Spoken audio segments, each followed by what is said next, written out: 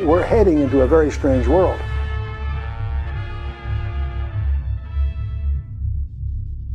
We have entered into what many people at work in advanced fields of science are calling the hybrid age. There are laboratories that are actually conducting experiments on human genetic re-engineering.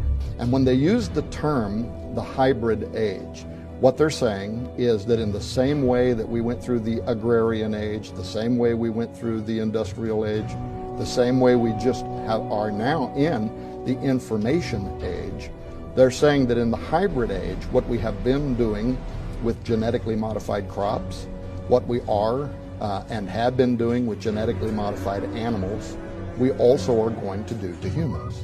There are federal grants that are being given to universities for the very purpose of dividing the guidelines that will be used for human genetic alteration. We're already merging human and animal genetic material in laboratories, in literally tens of thousands of laboratories all over the world right now, including here in the United States.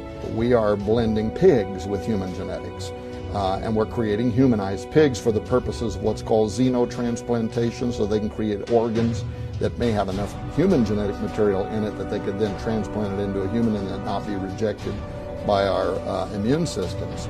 And the Academy of Medical Science in Britain is like the FDA here. So it's an important scientific body, and they put out a 200-page report just a few months ago called Animals Containing Human Material, or ACHM. And I would advise people to read their report because they acknowledge that we probably already have islands of Dr. Moreau. We probably already have settings in which we are raising fully mature, part human, part animals. And they have said that thousands of ACHM are being created around the world, and we need an international regulatory commission to oversee the creation of these exotic half-human, half-animals that they believe are probably being raised to full maturity. And then they'd start describing the things they're concerned about, and that is animals that would have procreative abilities with humans, so that you could literally breed a human with an animal and get an offspring. Animals that have human cognitive-like abilities, the ability to think, so that you could have a mouse questioning, where did I come from? Is there a God? What is my life about, right?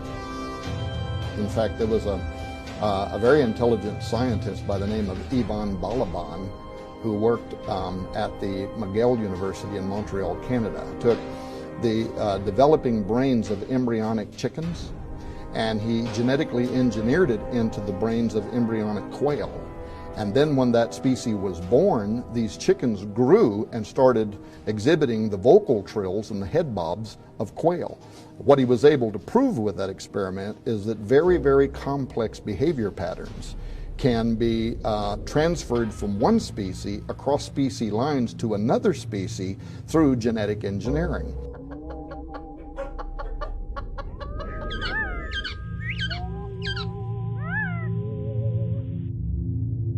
As we start changing ourselves genetically, as we alter our genotype, and our genotype is what we get from our parents.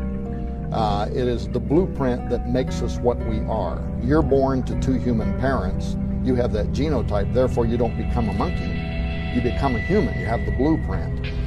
But as you start altering the genotype, you alter something else that we learn in basic biology in school, and that is the phenotype.